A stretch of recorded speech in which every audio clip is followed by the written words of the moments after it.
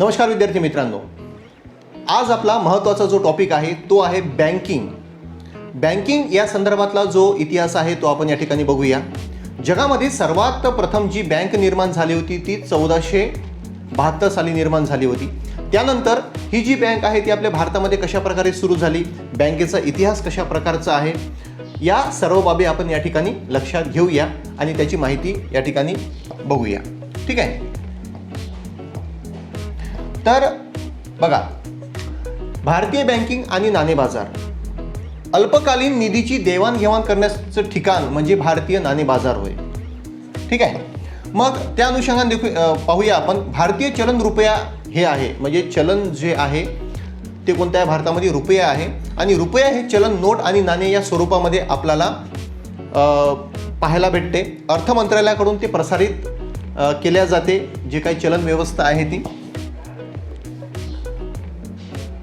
नाणे टकसाळ आहे, मुंबईला आहे, कोलकात्याला आहे, नोएडाला आहे, हैदराबाद आणि साल्बोनी या ठिकाणी आहे. तर नोटा छापण्याचा जे काही कारखाना आहे ते आहे आणि नाशिक, देवास, मध्य प्रदेश आणि मैसूर. चलन व्यवस्था ही दोन प्रकारची आहे, ती आपण बघितलेली आहे. एक तर नाणे स्वरूपामध्ये असते आणि एक तर नोटेच्या स्वरूपामध्ये असते. मग हे जे काही नाणे बाजार आहे, जी काही बँकिंग व्यवस्था आहे, याचा इतिहास आपण थोडक्यामध्ये या ठिकाणी माहिती करून घेऊया. ब्रिटिश लोक भारतामध्ये आले आणि ब्रिटिश लोकांनी काय केलं, या ठिकाणी व्यापार सुरू केला. व्यापार सुरू केल्या कारणामुळे मग जे काही मधातले जे काही व्यापारी लोक होते, या व्यापारी लोकांना काय गरज होती की आपलं जे काही रुपया आहे, जे काही पैसे आहेत, त्या काळातले जे काही पैसे आहेत किंवा दिनार आहे किंवा आपलं सोनं आहे ते चांगल्या प्रकारे व्यवस्थितपणे सुरक्षित ठेवावं, यासाठी बँकिंग व्यवस्थेची या ठिकाणी भारतामध्ये आवश्यकता निर्माण झाली. आणि बँकिंग व्यवस्थेची या ठिकाणी निर्माण झाल्या कारणामुळं त्या काळामध्ये वॉरन हेस्टिंगच्या काळामध्ये जी भारतातली जी काही पहिली बँक आहे ती पहिली बँक या ठिकाणी निर्माण झाली बघा. आणि जी पहिली बँक निर्माण झाली ती झाली 1770 साली बँक ऑफ हिंदुस्तान. भारतामधली पहिली बँक होती ती. का निर्माण झाली मी तुम्हाला सांगितलेलं आहे की याची गरज निर्माण का झाली की बघा, 1773 साली आपल्या इथं सत्ता होती वॉरन हेस्टिंग्सची आणि वॉरन हेस्टिंग्स हा बंगालचा पहिला गव्हर्नर जनरल होता. त्या काळामध्ये जे काही व्यापार आहे आपल्या भारतामधलं ते भरभराटीस आलं आणि भरभराटीस आलं कारणामुळं व्यापारी लोकांना पैसे ठेवण्यासाठी किंवा इंग्रज व्यापारी, कारण की इंग्रज व्यापारी पण आपल्या भारतामध्ये मोठ्या प्रमाणामध्ये त्या काळामध्ये येत होते, त्या लोकांना आपला पैसा जो आहे तो सुरक्षित ठेवण्यासाठी कोणती तरी बँक पाहिजेत होती आणि त्या कारणामुळे मग 1770 साली पहिली बँक निर्माण झाली, बँक ऑफ हिंदुस्तान. पण ती बँक जी आहे ना ती 20 वर्षानंतर बंद पडली. काही कारण असू शकतात त्यामध्ये, चलन व्यवस्थेचं किंवा बाकीचं काही नियम असू शकतात. ती बँक नंतर बंद पडली मग आणि बंद पडल्या कारणामुळे मग नंतर निर्माण काय झाली बरं, नंतरच्या काळामध्ये काय झाले की ब्रिटिश लोकांची जी काही 3 महत्त्वाचे केंद्र होते ते कोणते होते, या ठिकाणी कोलकाता, त्यानंतर मुंबई आणि त्यानंतर मद्रास, हे 3 महत्त्वाचे केंद्र होते. आणि मग हे 3 महत्त्वाचे केंद्र होते, या ठिकाणी गव्हर्नर होते. मग 3 महत्त्वाचे केंद्र असल्या कारणामुळे मग त्या ठिकाणी बँकही तशाच प्रकारच्या निर्माण झाल्या. ते झाल्या 1806 साली bank of Bengal. Bank of Bengal ही सर्वात प्रथम निर्माण झाली. त्यानंतर 1840 मध्ये जी दुसरी बँक निर्माण झाली ती झाली बघा बँक ऑफ बॉम्बे. त्या काळामधलं बॉम्बे, कारण की 1994 नंतर बॉम्बेचं नाव बदलण्यात आलं मुंबई, लक्षात घ्या. आणि त्यानंतर 1843 साली बँक ऑफ मद्रास. हे 3 बँका त्या काळामध्ये निर्माण झाल्या होत्या सर्वात प्रथम सरकारी तत्वावर, म्हणजे ब्रिटिशांचा त्यावर एक प्रकारे अधिकार प्रस्थापित झाला होता. झालं कसं की हे बँका या ठिकाणी चालू होत्या. मग यांना काय वाटते नंतरच्या काळामध्ये की आता कोणती तरी एकच बँक असावी सगळ्या भारतासाठी आणि सर्व भारतासाठी एक बँक असावी. मग त्या अनुषंगाने ती घोडदौड नंतरच्या काळामध्ये सुरू झालं. आणि मग झालं काय, घोडदौड सुरू झाल्या कारणामुळं मग 1921 साली या तिन्ही बँक मर्ज करण्यात आल्या, म्हणजे एकाच ठिकाणी एकाच बँकमध्ये मर्ज करण्यात आल्या. आणि त्या अनुषंगानं मग जी बँक निर्माण झाली होती तिला ती केव्हा 1921 साली प्रेसिडेन्सी बँक निर्माण झाली. त्या काळामध्ये अशी चर्चा झाली होती की आता याच बँकेला काय करायची, भारतामधली मुख्य बँक या ठिकाणी निर्माण करायची आणि एक महत्त्वाची जी बँक आहे, प्रमुख बँक आहे, ती कोणती तरी या ठिकाणी ठेवायची. आणि बँक ऑफ वॉशिंग्टन जी अमेरिकेची जी काही सर्वात प्रथम जी बँक आहे, बँक ऑफ वॉशिंग्टन, त्या धर्तीवर भारतामधली कोणती तरी एकच बँक असावी या अनुषंगाने मग प्रयत्न यांचे सुरू झाले बघा. पण ते सक्सेस झाले नाही. आता सक्सेस का नाही झाले त्याला वेगवेगळे कारणं होते. कारण की नंतरच्या काळामध्ये RBI स्थापन झाले आणि मग हिचं जे स्वप्न आहे भारतातली जी प्रमुख बँक होण्याचं, ते नंतर या ठिकाणी पूर्ण झालं नाही. ठीक आहे. आता नंतर काय झालं, नंतर असं झालं बघा की 1 जुलै 1955 गोरवाल समिती नेमण्यात आली या संदर्भात. कोणती समिती? तर गोरवाल समिती. आणि या गोरवाल समितीनं काय केली, एक शिफारस केली आणि इम्पिरियल बँक या ठिकाणी काय केलं, ताब्यात घेऊन तिचे स्टेट बँकेमध्ये रूपांतर केलं. म्हणजे जी स्टेट बँक आहे ती पूर्वी इम्पिरियल बँक होती. इम्पिरियल बँक पूर्वी हे 3 बँका होत्या. मग स्टेट बँक निर्माण झाली किती साली, तर 1955 साली. 1 जुलै 1955 या ठिकाणी गोरवाल समिती नेमली आणि या स्टेट बँकेचं या ठिकाणी रूपांतर झालं. स्टेट बँक म्हणजे या ठिकाणी जिची सर्वात जास्त शाखा आहे आणि सरकारच्या मालकीची स्टेट बँक. जगामध्ये भारतामध्ये सर्वात जास्त शाखा असणारी जी बँक आहे ती स्टेट बँक ऑफ इंडिया आहे. जगामध्ये पण तिचा नंबर त्या दृष्टीने या ठिकाणी लागतो. ओके. आता काय झालं होतं लक्षात घ्या की आता स्टेट बँक आहे, आणि स्टेट बँकेला या ठिकाणी सहयोगी बँका कोणत्या तरी असाव्या. सहयोगी बँका या ठिकाणी कोणत्या तरी असाव्या, कारण की नंतरच्या काळामध्ये वेगवेगळ्या प्रकारच्या बँका या ठिकाणी निर्माण झाल्या होत्या. त्या काळामध्ये की 1959 मध्ये जे काही 8 संस्थानिक होते, कारण की भारतामध्ये छोटे छोटे या ठिकाणी राजे होते, त्या राजे लोकांच्या पण काही स्वतःच्या बँका होत्या. ठीक आहे. मग ते बँका काय केल्या यांनी ताब्यात घेतल्या, कारण की स्टेट बँकेचं जे काही स्वरूप आहे ते स्वरूप या ठिकाणी त्यांना वाटते की खूप मोठ्या प्रमाणात असावं, मोठी बँक असावी. त्या अनुषंगानं मग यांनी काय केलं की जे 8 बँका होत्या आणि 8 बँका होत्या आणि 8 बँकापैकी जे काही 6 बँका आहेत ते या ठिकाणी SBIच्या म्हणजे स्टेट बँक ऑफ इंडियाच्या सहयोगी बँका म्हणून असाव्या असं त्या ठिकाणी घोषित केलं. मग त्या ठिकाणी ते बँका कोणत्या होत्या ते बघूया आपण. तर त्या ठिकाणी ते बँका होत्या त्या म्हणजे स्टेट बँक ऑफ पतियाला, त्यानंतर स्टेट बँक ऑफ बिकानेर, त्यानंतर स्टेट बँक ऑफ इंदोर, त्यानंतर होते स्टेट बँक ऑफ हैदराबाद, त्यानंतर होती स्टेट बँक ऑफ मैसूर आणि त्यानंतर होती बघा स्टेट बँक ऑफ श्रावणकोर. हे जे 6 बँका होत्या त्या काय झालं नंतरच्या काळामध्ये स्टेट बँकेच्या सहयोगी बँका म्हणून या ठिकाणी सरकारनं घोषित केल्या.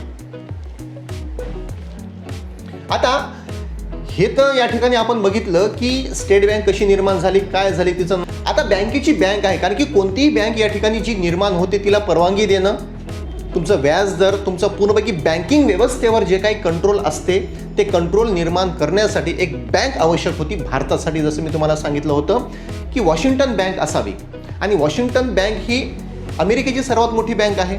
मग तशाच प्रकारची भारतामध्ये कोणती तरी एक चांगली बँक असावी या अनुषंगानं घोडदौड सुरू झालं आणि त्या कारणामुळं मग जी काही मध्यवर्ती बँक आहे म्हणजे जी बँकेची बँक आहे जी बँकेवर पूर्णपैकी जे काही नियंत्रण ठेवते अशी जी काही रिझर्व्ह बँक ऑफ इंडिया आहे हिचा आपण थोडक्यामध्ये या ठिकाणी इतिहास बघूया की ती केव्हा निर्माण झाली. कारण की याच्या अगोदर इम्पिरियल बँकेलाच नंतरच्या काळामध्ये त्यांनी असं सांगितलं होतं की ही बँकेची बँक असावी, पण तसं झालं नाही. कारण की मधातल्या काळामध्येच रिझर्व्ह बँक ऑफ इंडियाची या ठिकाणी स्थापना करण्यात आली.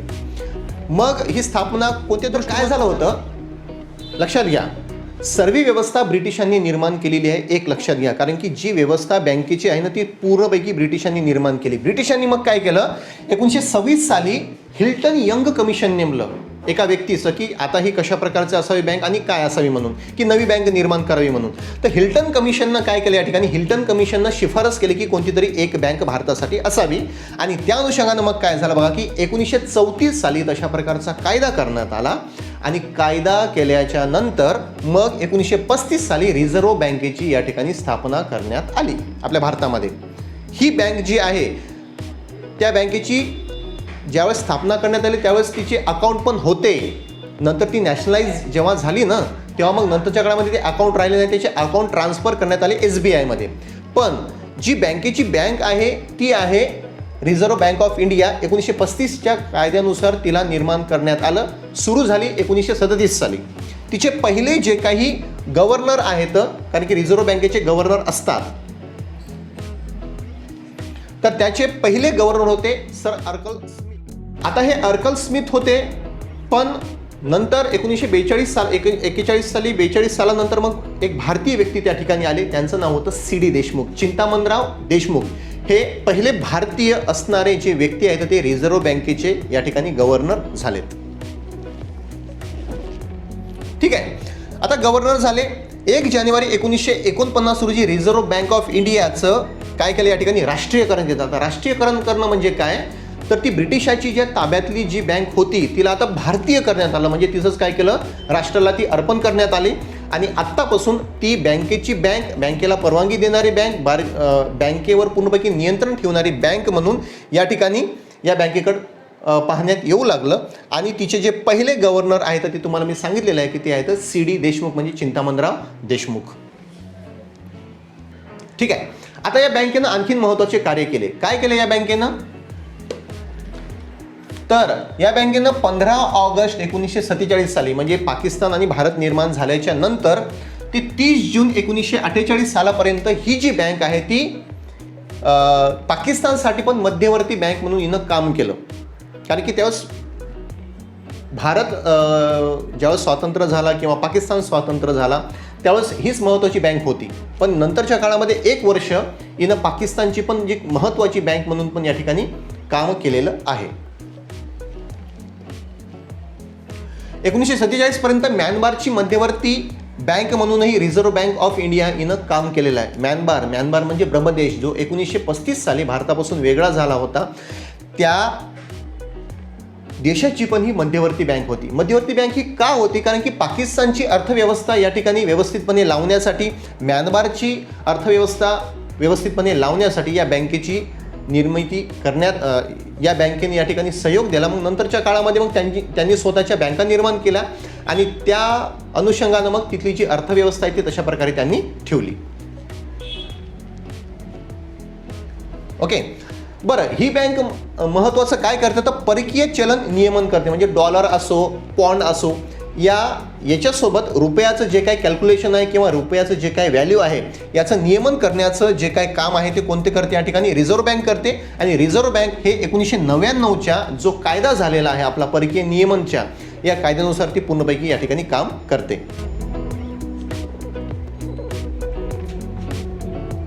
ठीक आहे. आणखीन महत्त्वाचं, रिझर्व्ह बँक ऑफ इंडियाच्या ताळेबंदाचे वर्ष, म्हणजे त्याचं जे वर्ष सुरू होते आणि जे वर्ष बंद होते, एरवी आपण पाहत असतो की 1 एप्रिल ते 31 मार्च हे आपलं आर्थिक वर्ष असते. ओके, महाराष्ट्रामध्ये 1 ऑगस्टला महसुली वर्ष सुरू होते. तर रिझर्व्ह बँकेचं या ठिकाणी ताळेबंदाचं वर्ष कोणतं आहे, तर ते आहे 1 जुलै ते 30 जून असे असते. एरवी आपण पाहतो की आपलं आर्थिक वर्ष कोणतं आहे. आर्थिक वर्ष आहे आपलं 1 एप्रिल ते 31 मार्चपर्यंत, जे वर्षाचा जे काही आर्थिक वर्ष असते ते आर्थिक वर्ष असते. पण रिझर्व्ह बँकेचं हे वेगळं आहे. 1 ऑगस्ट हे आपलं महाराष्ट्राचं महसुली वर्ष आहे.